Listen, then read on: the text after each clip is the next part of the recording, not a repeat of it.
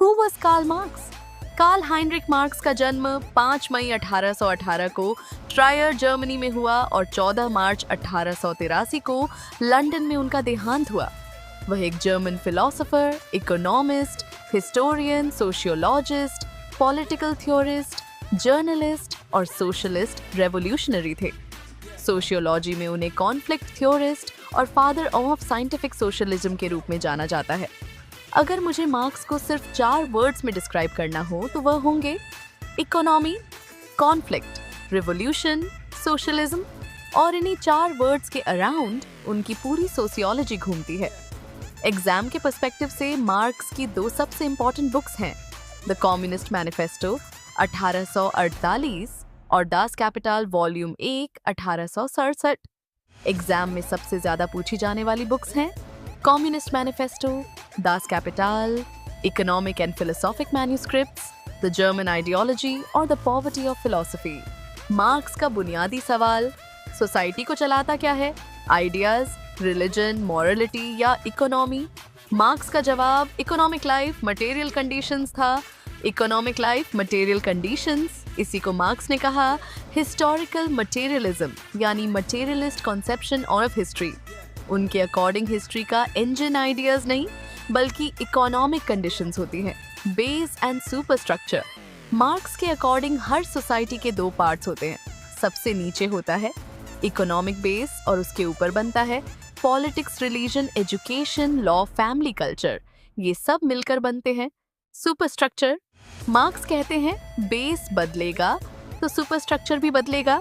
यही मार्क्स की सोशियोलॉजी का फाउंडेशन है। हिस्टोरिकल मटेरियलिज्म, मार्क्स के अकॉर्डिंग सोसाइटी एक जगह स्टैटिक नहीं रहती, इकोनॉमिक चेंजेस के साथ सोसाइटी भी बदलती रहती है। हिस्ट्री का सीक्वेंस कुछ इस तरह है, primitive communism, slavery, feudalism, capitalism, socialism, communism. हर स्टेज अपनी डिस्ट्रक्शन के सीड्स खुद लेकर आती है। इसीलिए मार्क्स कहते हैं revolutions are the locomotives of history. Dialectics, Marx ने हेगल से डायलेक्टिक्स का आइडिया लिया लेकिन उसे आइडियलिज्म से हटाकर मटेरियल वर्ल्ड में अप्लाई किया। सिंपल लैंग्वेज में कॉन्ट्रडिक्शन से कॉन्फ्लिक्ट, कॉन्फ्लिक्ट से चेंज, चेंज से न्यू सोसाइटी। यही डायलेक्टिकल प्रोसेस हिस्ट्री को आगे बढ़ाती है। Modes of production, her society का एक मोड ऑफ प्रोडक्शन होता है। ये 2 चीजों से मिलकर बनता है फोर्सेस ऑफ प्रोडक्शन और रिलेशंस ऑफ प्रोडक्शन। जब इन दोनों के बीच कॉन्ट्रडिक्शन बढ़ता है तब सोशल चेंज होता है। कैपिटलिज्म मार्क्स का सबसे फेमस एनालिसिस कैपिटलिज्म का है।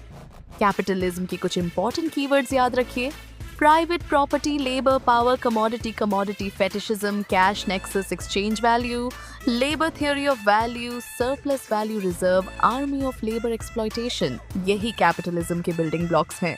Labour theory of value, marks कहते हैं वैल्यू क्रिएट कौन करता है, वर्कर, लेकिन प्रॉफिट कौन ले जाता है, कैपिटलिस्ट।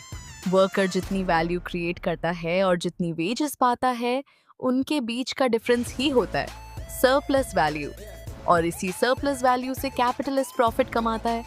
मार्क्स के according profit is based on exploitation. Alienation, capitalism का सबसे पेनफुल रिजल्ट है एलियनेशन। वर्कर धीरे धीरे अपनी ही मेहनत से अलग हो जाता है। एलियनेशन के 4 डायमेंशंस हैं, alienation from the product, alienation from the production process, alienation from self, alienation from fellow workers। Marks कहते हैं इंसान सिर्फ ऑब्जेक्ट्स प्रोड्यूस नहीं करता, कभी कभी प्रोडक्शन प्रोसेस उसकी ह्यूमैनिटी भी कंज्यूम कर लेती है। कमोडिटी फेटिशिज्म कैपिटलिज्म में हम प्रोडक्ट्स को उनके ह्यूमन लेबर से ज्यादा इंपॉर्टेंस देने लगते हैं। कमोडिटी सिर्फ ऑब्जेक्ट नहीं रहती, वह सोशल रिलेशंस को हाइड कर देती है। इसी प्रोसेस को मार्क्स ने कहा commodity fetishism. Cash nexus, traditional human relationships की जगह जब मनी बेस्ड रिलेशनशिप्स आ जाती हैं तो मार्क्स इसे कहते हैं cash nexus. Class theory marks के अकॉर्डिंग सोसाइटी मेनली क्लासेस में डिवाइडेड होती है। ब्योर्जुआजी प्रोडक्शन के ओनर्स, प्रोलेटेरिएट वर्कर्स, इनके बीच एक ट्रांजिशनल क्लास भी होती है, पीटी ब्योर्जुआजी यानी small business owners. Class consciousness marks का फेमस लॉजिकल ऑर्डर याद रखिए, class in itself, class for itself, class consciousness, class conflict, social transformation। यानी पहले वर्कर्स सिर्फ एक इकोनॉमिक कैटेगरी होते हैं, जब उन्हें अपने एक्सप्लॉयटेशन का रियलाइजेशन होता है तब वो बन जाते हैं क्लास फॉर इटसेल्फ, और वहीं से रिवॉल्यूशन की बिगिनिंग होती है। रिलीजन मार्क्स का फेमस स्टेटमेंट सबने सुना है, religion is the opium of the people, लेकिन पूरा कोटेशन और भी मीनिंगफुल है। Religion is the sign of the oppressed creature, the heart of a heartless world, and the spirit of spiritless conditions. It is the opium of the people.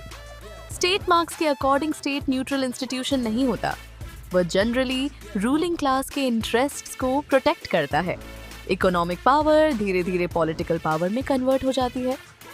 Praxis, Marx सिर्फ theory देने वाले thinker नहीं थे, वह action में believe करते थे। Theory plus practice is equal to praxis. इसीलिए मार्क्स की फिलॉसफी सिर्फ दुनिया को समझने की नहीं, बल्कि उसे बदलने की फिलॉसफी है। मार्क्स का कंप्लीट माइंड मैप, अगर ये चेन याद हो गई तो मार्क्स का आधा सिलेबस ऑटोमेटिकली याद हो जाएगा। Rapid fire revision. Karl Marx ने हमें सिखाया कि सोसाइटी को समझने के लिए सिर्फ आइडियाज देखना काफी नहीं है, हमें देखना होगा कि इकोनॉमी कैसे काम करती है, रिसोर्सेज का डिस्ट्रीब्यूशन कैसे होता है और पावर किन लोगों के पास कॉन्सेंट्रेट होती है। चाहे आप मार्क्स से एग्री करें या डिसएग्री, लेकिन सोशियोलॉजी को मार्क्स के बिना समझना लगभग इम्पॉसिबल है। अगर आज का ये वन शॉट रिवीजन आपके लिए यूजफुल रहा हो तो वीडियो को लाइक कीजिए, अपने फ्रेंड्स के साथ शेयर कीजिए और चैनल को सब्सक्राइब जरूर कीजिए। मिलते हैं नेक्स्ट सोशियोलॉजी मास्टर क्लास में।